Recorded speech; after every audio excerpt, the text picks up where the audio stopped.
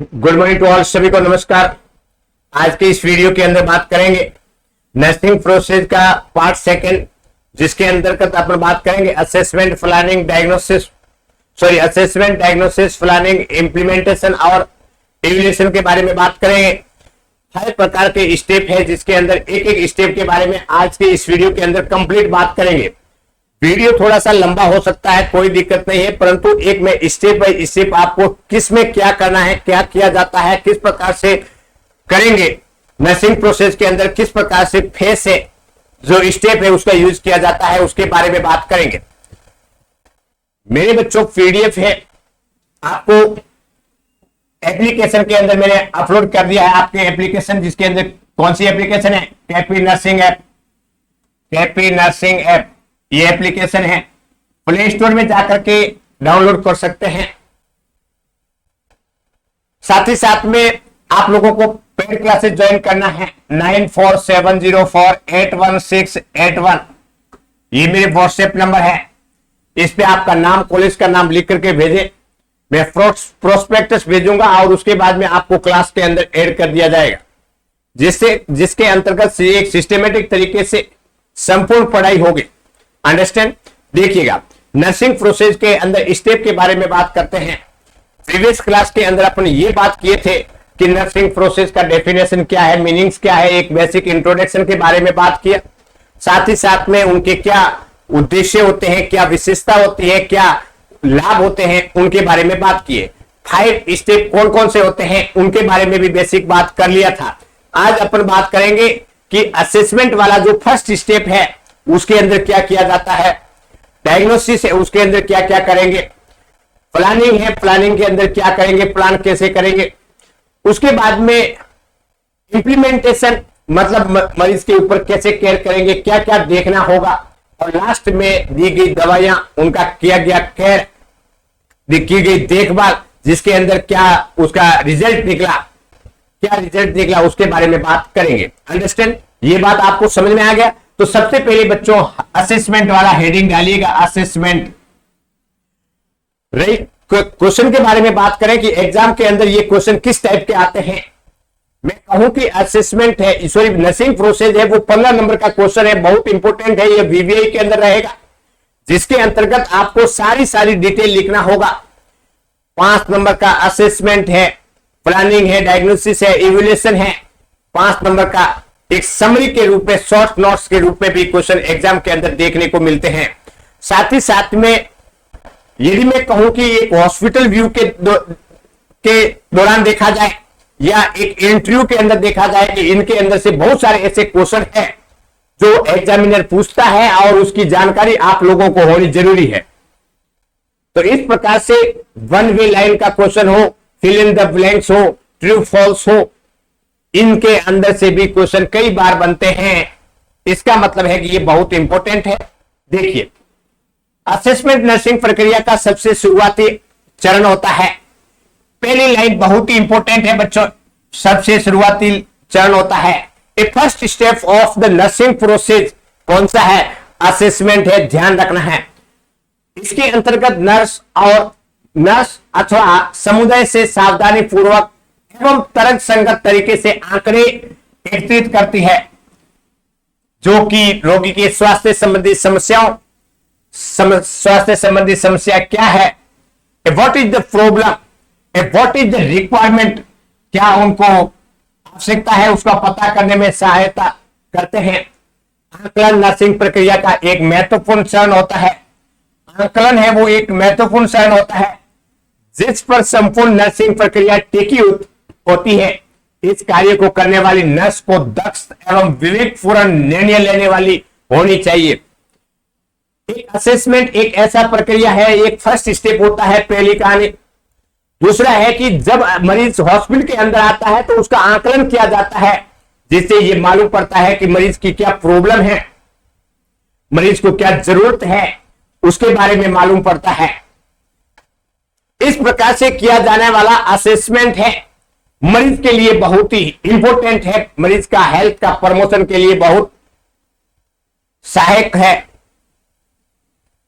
इस असेसमेंट करने के लिए नर्स के पास में नॉलेज का होना जरूरी है, दक्ष होना चाहिए, स्किल रूप से उनका पूरा नॉलेज होना जरूरी है। अपना विवेक किस प्रकार से कार्य करता है, विवेक पूर्ण होना भी जरूरी है। तो इस प्रकार से एक नर्स है, एक मरीज के हॉस्पिटल आने पर एक असेसमेंट किया जाता है, देखा जाता है कि क्या कंडीशन है, जिसके अंतर्गत आकलन के द्वारा नर्स मुख्य रूप से निम्न 2 प्रक्रिया संपादित करती है। जब आकलन करना होता है तो 2 प्रक्रिया संपादन की जाएगी। एक कलेक्शन ऑफ डाटा, डाटा को कलेक्ट करेंगे, सारा डाटा है तैयार करेंगे। दूसरा है analysis of the data, data का विश्लेषण करेंगे, सभी प्रकार की हिस्ट्री है उनको तैयार करेंगे, उनको लेंगे और उसके बाद में एक विश्लेषण किया जाएगा कि भाई क्या हो सकता है, मरीज को क्या दिक्कत हो सकती है। इस प्रकार से असेसमेंट के अंदर 2 प्रकार की डाटा को देखा जाता है। एक तो डाटा को कलेक्शन करेंगे और उसके बाद में क्या करेंगे, उनका एनालिसिस किया जाता है। अब डाटा कलेक्शन ऑफ डाटा, आंकड़े एकत्रित करना है, कैसे आंकड़े एकत्रित करोगे, कहां से करोगे, उसके बारे में भी बात करेंगे। एनालिसिस किस प्रकार से किया जाता है उसके बारे में भी बात करते हैं। तो असेसमेंट जिसके अंतर्गत 2 प्रक्रिया संपादित की जाती है। एक नर्स के द्वारा जब मरीज का असेसमेंट करना होता है, सबसे पहले बात करते हैं कलेक्शन ऑफ डाटा और दूसरा है एनालिसिस ऑफ द डाटा। तो बच्चों हेडिंग डालिएगा, आंकड़े कलेक्शन ऑफ डाटा के अंदर कैसे डाटा को कलेक्शन करते हैं। थोड़ा सा वीडियो बच्चों जरूर लंबा बन जाएगा, परंतु मैं कहूं कि एक सटीक जानकारी एक मरीज हॉस्पिटल के अंदर आएगा और मेरा वीडियो देखा हुआ है तो ऐसी कंडीशन के अंदर उस मरीज का आप खुद डायग्नोसिस बना सकते हैं कि नर्सिंग डायग्नोसिस क्या हो सकता है। इस प्रकार से सब्जेक्टिव और objective physical examination, personal history, patient history and laboratory जांच के द्वारा सारे डाटा तैयार करेंगे। उस डाटा के द्वारा एनालिसिस करेंगे, एनालिसिस के बारे में बाद में अपन देखेंगे ये उसका डायग्नोसिस हो सकता है। परंतु ये वीडियो आपको पूरा बच्चों देखना पड़ेगा। देखिएगा आंकड़ों के अंदर कलेक्शन ऑफ डाटा के अंदर क्या क्या करेंगे। इसके अंतर्गत रोगी के स्वास्थ्य संबंधित समस्याओं, आवश्यकताओं का पता करने के लिए रोगी के खुद से, उनके परिजन से, बहुत इंपॉर्टेंट है। जब डाटा को कलेक्शन करते हैं किन किन से किया जाता है, मरीज के खुद से पूछते हैं कि आपको क्या दिक्कत हुआ, कब से हुआ, कैसे हुआ और क्या हो रहा है, या उनके परिजनों से पूछेंगे, उनके रिलेटिव से पूछेंगे कि भाई इनको क्या हुआ है, सब इतने लिखते होकर के उठा करके क्यों लाए हो, तो उनके रिलेटिव बोलेंगे, गार्जियन बोलेंगे, या स्वास्थ्य दल के अन्य सदस्यों से, रोगी के पास पहले से ही उपलब्ध चिकित्सा की पर्चियों से, प्रयोगशाला परीक्षणों के परिणाम की रिपोर्ट आदि से आंकड़े एकत्रित किए जाते हैं। मरीज से संबंधित विभिन्न आंकड़े एकत्रित करने के लिए मुख्य रूप से निम्न संसाधन उपयोग में लिए जाते हैं। बच्चों आप जानते हैं कि जब असेसमेंट किया जाता है, डाटा का कलेक्शन किया जाता है, ऐसी परिस्थिति के अंतर्गत सबसे पहले डाटा तैयार करेंगे, मरीज को पूछेंगे, उनके परिवार वालों से पूछेंगे, रिलेटिव से पूछेंगे, हेल्थ टीम के सदस्य है, मेंबर है, उनसे पूछेंगे, पुरानी कोई भी पर्ची है, प्रिस्क्रिप्शन है, डॉक्टर का प्रिस्क्रिप्शन है, रिपोर्ट है, उनके द्वारा मालूम किया जाता है कि मरीज को क्या दिक्कत है। इस प्रकार से असेसमेंट तैयार करेंगे। असेसमेंट तैयार करते हैं जिसके अंदर सबसे पहले क्या है, हिस्ट्री टेकिंग लेंगे, फिजिकल एग्जामिनेशन करेंगे, क्लिनिकल रिकॉर्ड तैयार करेंगे और उसके बाद में क्या है, लेबोरेटरी टेस्ट करवाया जाता है। इस प्रकार से बच्चों मैंने ये बताया कि असेसमेंट है, एक नर्स है वो 2 प्रकार की प्रक्रिया संपादित करती है। एक तो डाटा कलेक्शन करेगी और उस डाटा का दूसरा क्या करेगी, एनालिसिस करेगी। डाटा कलेक्शन के अंदर सबसे पहले बात करते हैं किस प्रकार, किन किन से डाटा तैयार लेंगे, किन से लेंगे, तो किससे लेंगे बच्चों, सबसे पहले उस मरीज से लेंगे। दूसरी बात किससे लेंगे, उनके परिजन से। तीसरा किससे लेंगे, स्वास्थ्य टीम के दल से। चौथे नंबर पे किनसे लेंगे, लेबोरेटरी जांच से। 5वें नंबर पे किससे लेंगे, पुरानी डॉक्टर की पर्ची से। असेसमेंट है, आंकलन है, उसका पता किया जाएगा। इस आंकलन है उसका पता करने के लिए किस प्रकार की प्रक्रिया अपनाई जाती है, किन किन साधन का उपयोग करेंगे। सबसे पहले है हिस्ट्री टेकिंग, दूसरा है फिजिकल एग्जामिनेशन। हिस्ट्री टेकिंग जिसके अंतर्गत मरीज को पूछा जाएगा, सारी हिस्ट्री है उनके बारे में पूछा जाएगा। दूसरा है फिजिकल एग्जामिनेशन करेंगे, बच्चों मैंने आपको पहले एक दिन बताया था फिजिकल एग्जामिनेशन या फिजिकल एग्जामिनेशन मेथड, जिसके अंदर इंस्पेक्शन, पाल्पेशन, परकुशन और अस्कल्टेशन वाली प्रक्रिया अपनाई जाती है। इस प्रकार से मरीज को एक सिस्टमेटिक तरीके से फिजिकल एग्जामिनेशन करेंगे, साथ ही साथ में क्लिनिकल रिकॉर्ड, क्या सिम्टम है, किस प्रकार से उसका क्लिनिकल रिकॉर्ड है, और लेबोरेटरी जांच है, खून की जांच है, स्टूल की जांच है, कफ की जांच है, उस जांच के द्वारा भी मालूम करेंगे। इस प्रकार से असेसमेंट में किसी भी प्रकार की कोई भी कमी नहीं रखेंगे, मरीज का डायग्नोसिस बनाना है। सबसे पहले हिस्ट्री टेकिंग के अंदर बच्चों, इसके अंतर्गत रोगी और उनके परिजनों से निम्न के बारे में जानकारी एकत्रित की जाती है।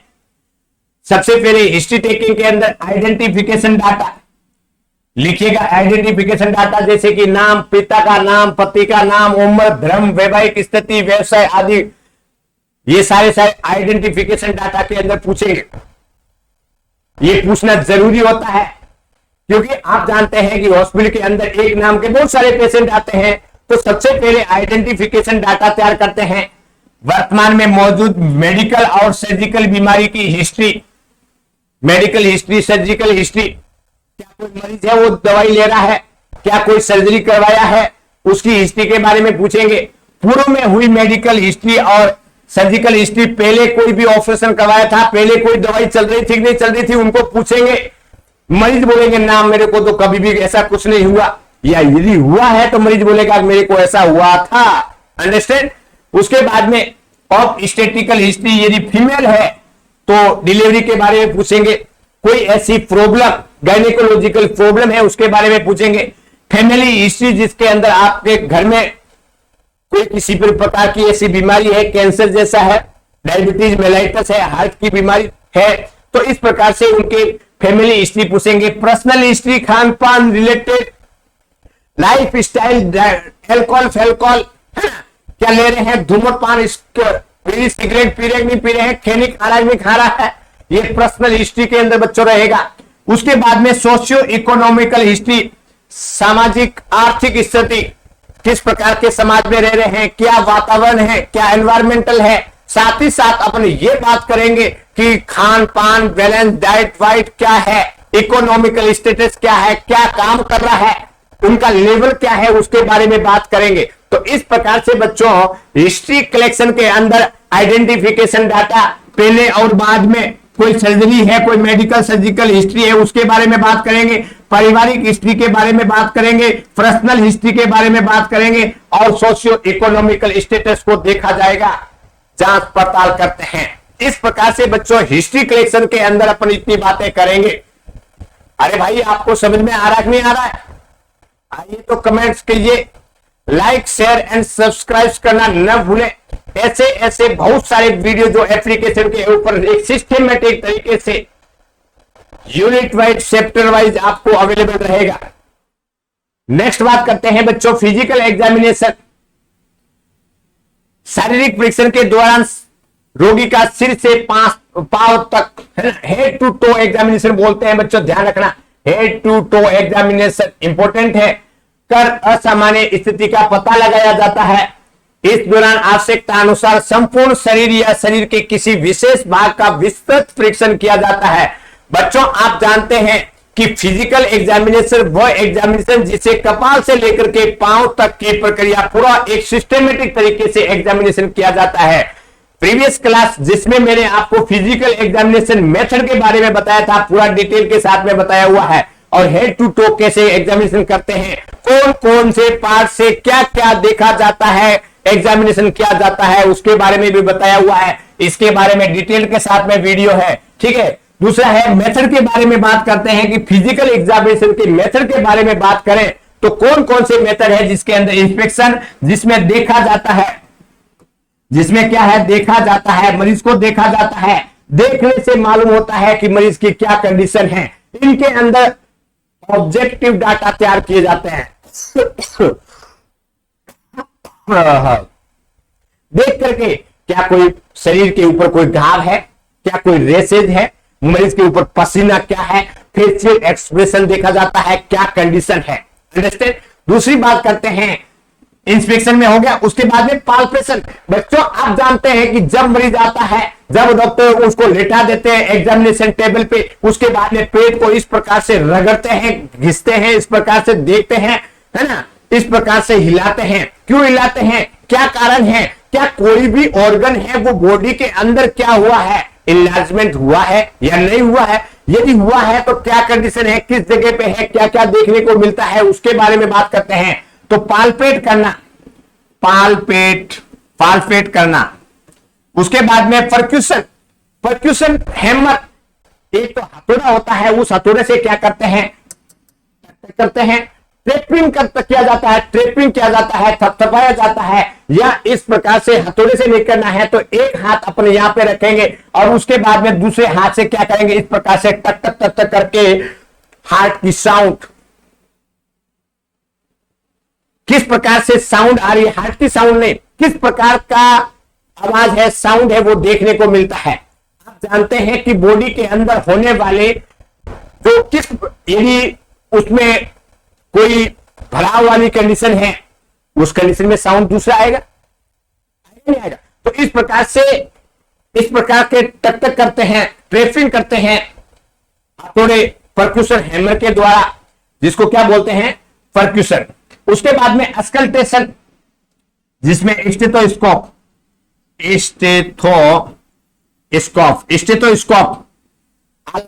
स्टेथोस्कोप लेते हैं और लगाते हैं, साउंड सुनते हैं, आगे पीछे इस प्रकार से लगाते हैं, मरीज को बोलते हैं, पीछे लगा करके इस प्रकार से, मरीज को नहीं बोलते हैं, लंबी लंबी सांस लो, मरीज ऐसे सांस लेते हैं। तो इससे क्या मालूम पड़ता है कि कोई लंग्स के अंदर कोई दिक्कत है कि नहीं है।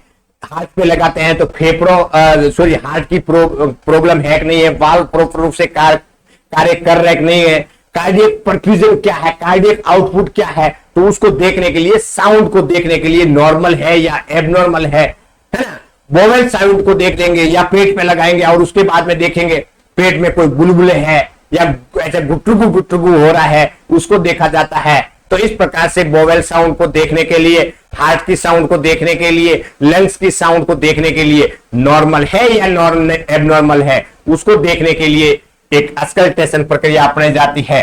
इस प्रकार से इंस्पेक्शन के अंदर देखते हैं, पाल्पेशन के अंदर स्पर्श करते हैं, टच करते हैं, और परक्यूशन के अंदर आघात करते हैं, थपथपाया जाता है, और अस्कल्टेशन जिसमें स्टेथोस्कोप लगा करके क्या किया जाता है बच्चों, साउंड की नॉर्मल और एबनॉर्मल कंडीशन को आइडेंटिफाई किया जाता है, फाइंड आउट किया जाता है। इस प्रकार से ये 4 मेथड होते हैं फिजिकल एग्जामिनेशन के अंदर, फिजिकल मेथड का।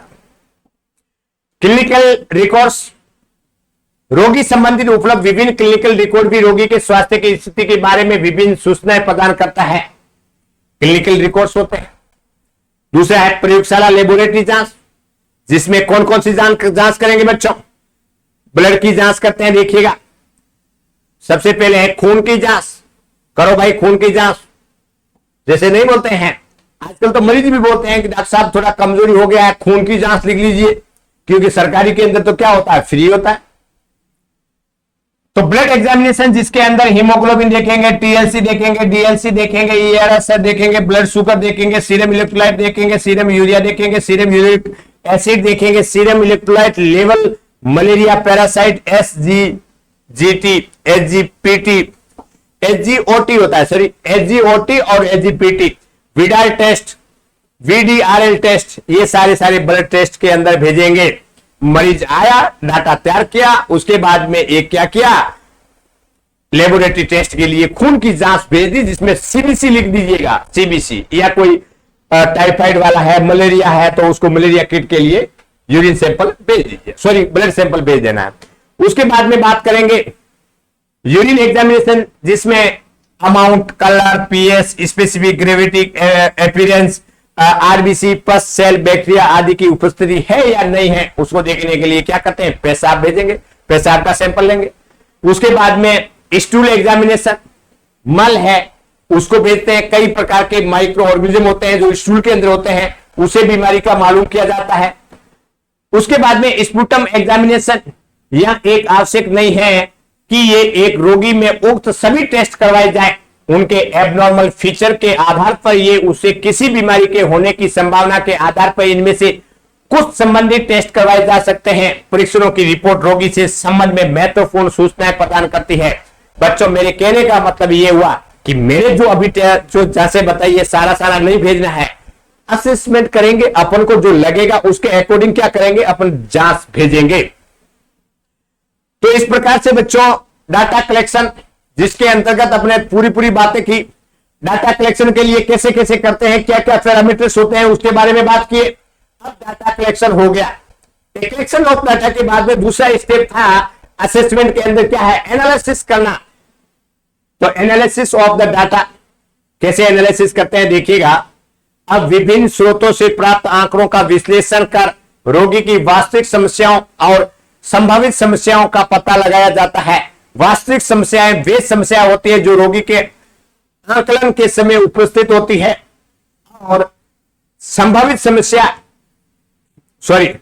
आकलन के समय उपस्थित होती हैं, जबकि वे समस्याएं जो कि उसमें भविष्य में उत्पन्न हो सकती है संभावित समस्या कहलाती है। मेरे कहने का मतलब यह हुआ कि डाटा कलेक्शन किया, डाटा कलेक्शन के बाद में एनालिसिस करते हैं। तो एनालिसिस के अंदर क्या क्या करते हैं, एनालिसिस के अंदर एक तो एक्चुअल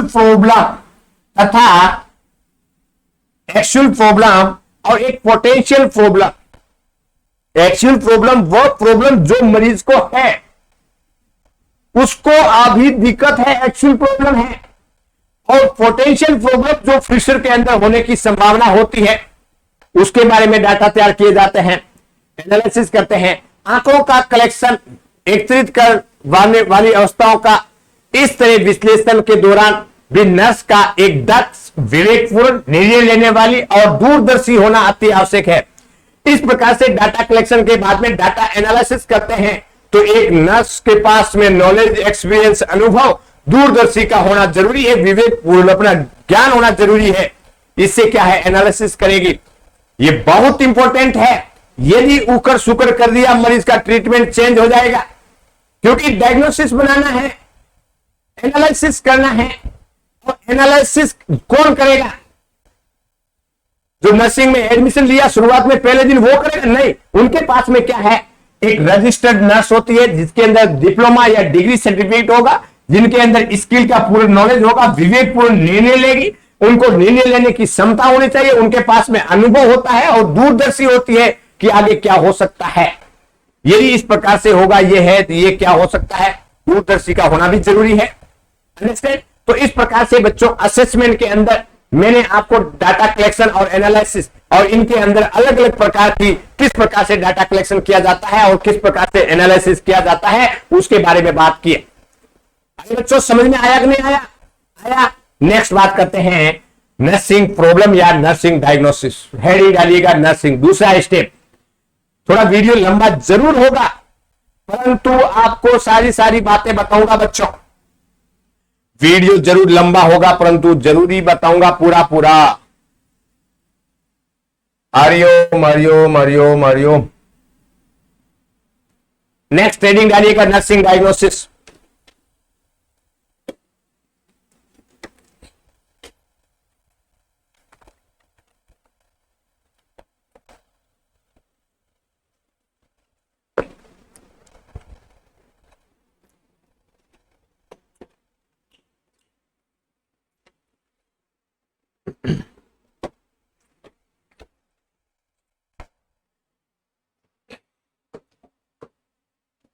नर्सिंग प्रक्रिया के आकलन चरण से एकत्रित किए गए आंकड़े तथा उसमें विश्लेषण के आधार पर पता की गई रोगी की वास्तविक या संभावित समस्या को अभिव्यक्त करना ही नर्सिंग डायग्नोसिस कहलाता है।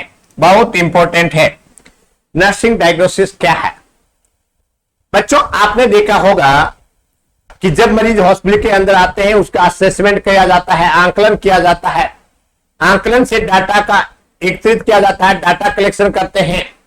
एक तो डाटा कलेक्शन कर दिया, कौन कौन से मेथड से कैसे करते हैं मैंने आपको बताया हुआ है। साथ ही साथ में एनालिसिस ऑफ द डाटा, उस analysis of data, data collection और डाटा एनालिसिस, और उनके द्वारा क्या किया जाएगा, एक्चुअल एंड पोटेंशियल प्रॉब्लम है और उसके अकॉर्डिंग क्या किया जाता है, डायग्नोसिस तैयार किया जाता है। रोगी की वास्तविक और पोटेंशियल प्रॉब्लम को अभिव्यक्त करना नर्सिंग डायग्नोसिस कहा जाता है, कि मरीज को क्या प्रॉब्लम है, एक्चुअल प्रॉब्लम क्या हो सकती है, उनका पोटेंशियल प्रॉब्लम होती है, संभावित प्रॉब्लम है वो क्या हो सकती है, उसको अभिव्यक्त करना, उसको निकालना क्या कहा जाएगा, नर्सिंग डायग्नोसिस कहा जाता है। इस चरण के दौरान एकत्रित किए गए आंकड़े की व्याख्या की जाती है, निष्कर्षण निकाला जाता है। इस निष्कर्षण के आधार पर रोगी की वास्तविक और संभावित समस्या को लिखा जाता है। एनालिसिस करते हैं, निष्कर्षण निकालते हैं, वास्तविक समस्या को लिखा जाता है। नर्सिंग डायग्नोसिस मेडिकल सर्जिकल निदान से भिन्न होता है। ये एक और जहां मेडिकल अथवा सर्जिकल निदान रोगी में मौजूद मेडिकल या सर्जिकल बीमारी को अभिव्यक्त करता है, वही दूसरी और नर्सिंग डायग्नोसिस किसी मेडिकल सर्जिकल बीमारी के कारण रोगी में उत्पन्न होने वाली कठिनाइयों को इंगित करता है। उदाहरण के तौर पे पल्मोनरी ट्यूबरकुलोसिस से ग्रसित रोगी का मेडिकल निदान पल्मोनरी ट्यूबरकुलोसिस होगा, जबकि रोगी में इस बीमारी से संबंधित उत्पन्न विभिन्न समस्याएं नर्सिंग डायग्नोसिस कहलाती है। जैसे बच्चों आपने देखा होगा कि मेडिकल सर्जिकल डायग्नोसिस अलग होगा। मेडिकल सर्जिकल डायग्नोसिस वह डायग्नोसिस जिसके अंतर्गत मरीज की कौन सा पार्ट अफेक्ट हुआ है, जैसे पल्मोनरी टीबी है, फेफड़ों की टीबी है। जबकि नर्सिंग डायग्नोसिस उनको क्या प्रॉब्लम है, पल्मोनरी टीबी है तो प्रॉब्लम की वजह से क्या प्रॉब्लम हुई है, यह है नर्सिंग डायग्नोसिस। जैसे सीने में दर्द की प्रक्रिया के कारण chest pain due to the disease process, शारीरिक आवश्यकताओं की तुलना में उचित पोषण नहीं मिल पाना, चेस्ट पेन हो रहा है। तो चेस्ट पेन क्यों हो रहा है, चेस्ट पेन क्या है, एक समस्या है, किसकी वजह से है, disease condition, medical surgical diagnosis होगा। तो डिजीज कंडीशन है, मेडिकल सर्जिकल डायग्नोसिस होगा। और चेस्ट पेन हो रहा है, एक नर्सिंग प्रॉब्लम है, नर्सिंग डायग्नोसिस के अंदर जाएगा।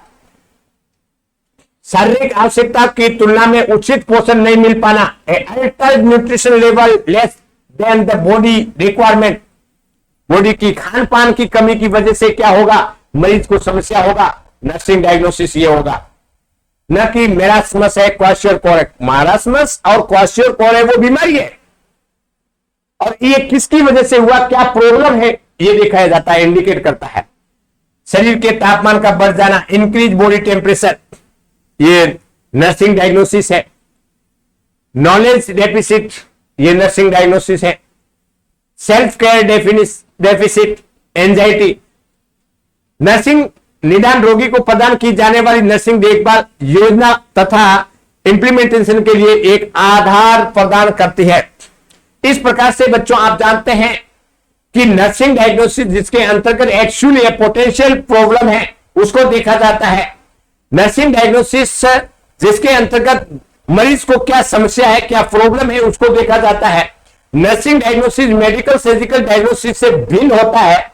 नर्सिंग डायग्नोसिस एक मरीज की प्लान और उसकी इंप्लीमेंटेशन के लिए बेस्ट बनाता है। इतनी बातें बच्चों आपको क्या रखना है, याद रखना है। जब डायग्नोसिस कंप्लीट हो गया तो ऐसी कंडीशन में क्या बनाएंगे, योजना बनाएंगे। बढ़िया योजना बनाते हैं बच्चों। हेडिंग डालिएगा प्लानिंग, हेडिंग डालिएगा प्लानिंग के बारे में। किसी भी कार्य को प्रभावी एवं सक्सेसफुल क्रियान्वयन हेतु एक उचित प्लानिंग आवश्यकता होती है। दूसरे शब्दों में कहे कि जो भी कार्य की सफलता काफी हद तक उस कार्य को करने के लिए बनाई गई प्लानिंग पर निर्भर करती है। नर्सिंग प्रक्रिया की स्थिति में यही बात लागू होती है, अर्थात नर्स द्वारा रोगी को प्रदान की जा रही देखभाल सफलता का प्रभावी या आंशिक प्रभावी या अप्रभावी होना नर्स द्वारा तैयार की गई योजना पर निर्भर करता है। यही कारण है कि योजना का नर्सिंग प्रक्रिया का एक प्रमुख आधारभूत या मेजर फंडामेंटल एलिमेंट्स माना गया है। आप जानते हैं बच्चों कि नर्सिंग का डायग्नोसिस बन गया तो उस कंडीशन में उसका प्लानिंग करना जरूरी है। आप जानते हैं कि घर में कोई भी कार्य किया जाता है, हर घर में कोई वो बोल दिया ऐसा करना है, कोई बोल दिया ऐसा करना है, काम सक्सेस नहीं होगा, टाइम पे नहीं होगा, उसका इफेक्ट कम होगा, अप्रभावी हो सकता है। तो इस प्रकार से मरीज का जब डायग्नोसिस निकल गया है तो ऐसी कंडीशन में एक प्लान बनाएंगे कि इस प्रकार से कार्य करना होगा, जिससे क्या होगा, मरीज का जल्दी ठीक होगा। एक सिस्टमेटिक तरीके से एक प्लान बनाएंगे और उस प्लान के अकॉर्डिंग कार्य करेंगे। क्या क्या प्लान में क्या क्या बातें ध्यान रखना है, क्या करने की आवश्यकता है, क्या निर्णय लेंगे। देखो क्या करने की आवश्यकता है, मरीज का डायग्नोसिस बन गया, परंतु अब क्या करोगे? अरे भाई वार्ड में भेजोगे, घर भेजोगे, या उसका क्या दिक्कत हो गया तो अपने क्या क्या संसाधन की जरूरत है, कितने डॉक्टर की रिक्वायरमेंट है, किससे ओपिनियन लेना है, क्या करोगे उसको देखेंगे, इस प्लान बनाएंगे। कब करना है, कोई भी ऑपरेशन है, ये डायग्नोसिस बना दिया, अब क्या करना है, क्या टिकिया गोली अभी देकर के घर भेजना है, क्या मरीज को हॉस्पिटल में भर्ती रख के करना होगा, क्या मरीज को हॉस्पिटल में भर्ती रह करके लेबोरेटरी जांच करवाना होगा, उस लेबोरेटरी जांच के बाद में प्रतीत होगा कि उसको सर्जरी करवाना है या नहीं करवाना है। ये सारी कंडीशन को देखा जाएगा। कैसे करना है, कैसे करना मतलब ऑपरेशन करेंगे, दवाइयों से ठीक होगा, मेडिकल से ठीक होगा, सर्जरी करना पड़ेगा। हॉस्पिटल पर इसमें जो जांच करवाने आया यहां पे होगा, या आईजीएमएस जैसे बड़े पीजीआई सेंटर वाले एम्स जैसे वहां पे भेजना पड़ेगा। इसे किसके द्वारा किया जाना है, डॉक्टर करेगा, स्पेशलिस्ट डॉक्टर करेगा या कोई और सर्जन करेगा, किसके बस की बात है, कौन बीमारी को कंट्रोल कर पाएगा, इसके बारे में बात करेंगे। इसके लिए क्या क्या संसाधन आवश्यक होंगे, क्या क्या जरूरत पड़ेगी। तो इस प्रकार से मैं कहूं कि क्या करने की आवश्यकता है, कब किया जाएगा, कैसे किया जाएगा, किसके द्वारा किया जाएगा, क्या क्या संसाधन की जरूरत है। इस प्रकार से एक पूरा सिस्टमेटिक तरीके से बच्चों क्या बना देंगे, प्लान बना देंगे। अंडरस्टैंड। नर्सिंग प्रक्रिया की इस अवस्था के दौरान रोगी में मौजूद समस्या को हल करने के लिए एक रणनीति बनाई जाती है, जिसके अंतर्गत नर्सिंग लक्ष्य निर्धारित किए जाते हैं। नर्स द्वारा संपादित की जाने वाली गतिविधियों की प्राथमिकता तय की जाती है। इस प्रकार से एक रणनीति बनाते हैं, एक प्रायोरिटी देखा जाता है कि किस मरीज को किस प्रकार से ट्रीटमेंट, किस प्रकार की डिजीज वाले कंडीशन में सबसे पहले किया जाएगा, प्रायोरिटी बनाएंगे। सिद्धांत के बारे में बात करते हैं कि जो प्लानिंग करेंगे तो क्या क्या ध्यान रखना है। एक स्टैंडर्ड प्रोटोकॉल होता है, सभी प्रकार की केयर है, देखभाल है या कार्य किए जाते हैं, उसके स्टैंडर्ड प्रोटोकॉल होते हैं। प्लान कहते हैं तो क्या क्या बातें ध्यान रखनी है, क्या सिद्धांत होने चाहिए। प्लान हमेशा निर्धारित किए गए लक्ष्यों के अनुसार बनानी है, गोल डायरेक्टेड होनी चाहिए। जो प्लान बनाएंगे उसका इस प्रकार से होना चाहिए कि अपन को उस मरीज की बीमारी ठीक करना है, 100% उसको ठीक करके भेजना है, उसका गोल होना चाहिए to prevent infection, to promote health, ये ध्यान होना जरूरी है। प्लानिंग एक सतत रूप से चलने वाली प्रक्रिया होती है, इसकी कंटिन्यू बनाए रखना है, एक कंटिन्यूस किया जाने वाला कार्य होना चाहिए। आज किया इतना, उसके बाद में नहीं किया, उसके बाद में दूसरे दिन किया, नहीं, एक कंटिन्यूस स्टेप बाय स्टेप होना जरूरी है। प्लानिंग में एक लचीलापन होना चाहिए ताकि आवश्यकता होने पर इसे परिवर्तन किया जा सके। प्लानिंग के अंदर पहले बनाया था ऐसा होना है, फिर बाद में देखा गया कि नहीं इसमें तो क्या हो रहा है, भाई ये करेंगे तो थोड़ा दिक्कत हो रहा है। फ्लेक्सिबल होना जरूरी है, प्लान को चेंज भी कर सकते हैं, फ्लेक्सिबल होना जरूरी है। योजना हमेशा इस तरह करनी चाहिए ताकि उपलब्ध सभी संसाधन का सर्वश्रेष्ठ उपयोग होना सुनिश्चित हो सके। प्लानिंग के अंदर यह भी ध्यान रखना है कि अपन के पास में उपकरण है, मशीनें हैं या नहीं है। ऑपरेशन करेंगे तो ऑपरेशन के अंदर सारे इक्विपमेंट है नहीं है, उसको देखा जाता है, परखा जाता है। योजना बैलेंस होनी चाहिए, योजना स्पष्ट और त्रुटिहीन होनी चाहिए। योजना हमेशा लिखित में होनी चाहिए, रिटर्न में होना चाहिए, बिना त्रुटि वाला होना चाहिए ताकि कोई दिक्कत ना हो। अंडरस्टैंड। तो ये है प्रिंसिपल। लाभ के बारे में बात करते हैं। प्लानिंग के लाभ, क्या लाभ होगा। योजना नर्स द्वारा निर्धारित किए गए लक्ष्यों की शीघ्रता और प्रभावी तरीके से प्राप्त की जा सकती है। योजना सभी संसाधन के सदुपयोग की सुनिश्चित करती है। योजना के कार्य की पुनरावृत्ति एवं अति व्यापक को रोकने में भी सहायता होती है। योजना नर्सिंग सेवाओं की क्रियान्वयन के दौरान होने वाले खर्चों को न्यूनतम कर देती है। इस प्रकार से योजना बनाया जाता है। बच्चों, नर्सिंग प्रक्रिया के इस चरण के दौरान मुख्य रूप से निम्न 4 गतिविधियां संपादित की जाती है। जब योजना बनाते हैं ऐसी कंडीशन के अंदर क्या क्या स्वास्थ्य समस्याओं में प्राथमिकता, प्रायोरिटी किसको देना है, किस प्रकार के मरीज को पहले प्रायोरिटी देंगे। दूसरा है लक्ष्य निर्धारण करना, एक टारगेट बनाते हैं कि उसको कितने दिन में क्या ठीक करना है, क्या क्या ध्यान रखना होगा। नर्सिंग प्रक्रिया का चयन करना, नर्सिंग प्रोसीजर किस प्रकार का प्रोसीजर है, प्रक्रिया वो करेंगे, उसको सेलेक्ट करते हैं। नर्सिंग केयर प्लान बनाते हैं, एक नर्सिंग केयर प्लान एक नर्स के द्वारा बनाया गया मरीज के ऊपर एक पर डे के ऊपर किस टाइप से कार्य किया जाएगा, उसका एक नर्सिंग केयर प्लान तैयार करते हैं। व्यक्ति की स्वास्थ्य संबंधित समस्याओं का निदान करना, इस प्रकार से कार्य किए जाते हैं बच्चों। तो ये सब सारे के सारे किसके अंदर रहेंगे बच्चों, प्लानिंग के अंदर रहेगा। एक बार देख लेना, इसके अंदर भी ज्यादा कुछ है नहीं, इसका पीडीएफ मैंने आपको दिया हुआ है। नेक्स्ट बात करते हैं प्लानिंग के बाद में किस टाइप के प्लान करते हैं। Short term goal, long term goal, उसके बाद में लास्ट में है इंप्लीमेंटेशन, 4 नंबर पे है इंप्लीमेंटेशन। रोगी के असेसमेंट के आधार पर पता की गई स्वास्थ्य संबंधी समस्याओं को दूर करने और आवश्यकताओं की पूर्ति हेतु बनाई गई योजना अनुसार नर्सिंग गतिविधियों को संपादित करने की क्रिया इंप्लीमेंटेशन कहलाती है। यह नर्सिंग प्रक्रिया का एक महत्वपूर्ण चरण होता है। इसके अंतर्गत एक नर्स विभिन्न प्रक्रिया पूर्ण करती है। हॉस्पिटल में रोगी की देखभाल करते समय नर्स द्वारा इस चरण के दौरान संपादित की जाने वाली अधिकांश गतिविधियां डॉक्टर के निर्देश पर निर्भर करती है। हालांकि कुछ मामलों में वो स्वतंत्र रूप से निर्णय लेने की गतिविधियां संपादित कर सकती है। बच्चों, इंप्लीमेंटेशन वह प्रक्रिया जिसके अंतर्गत नर्सिंग केयर की जाती है, देखभाल की जाती है। मैंने आपको बच्चों पहले ही बताया है, नर्स के द्वारा किया गया कार्य, उस मरीज का कंफर्टेबल पोजीशन, उसको न्यूट्रिशन, उनको दवाई देना, उनको टिकिया देना, उनको सपोर्ट करना, उनको नहलाना, उसकी स्किन केयर करना, उनकी पर्सनल हाइजीन मेंटेन रखना। इस प्रकार से एक नर्स के द्वारा किया गया कार्य नर्सिंग इंप्लीमेंटेशन कहलाता है।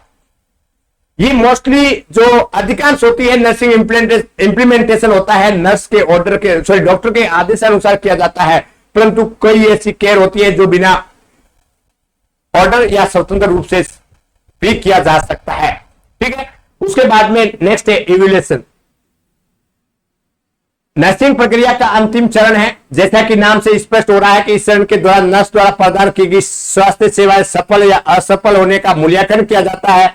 इस चरण के दौरान यह पता लगाया जाता है कि नर्स द्वारा प्रदान की गई सेवाओं के द्वारा निर्धारित किए गए लक्ष्य कितनी मात्रा में प्राप्त हुए हैं, रोगी की हेल्थ प्रॉब्लम का हल किस हद तक हो पाया है, उनकी आवश्यकताओं की पूर्ति कितनी मात्रा में हुई है।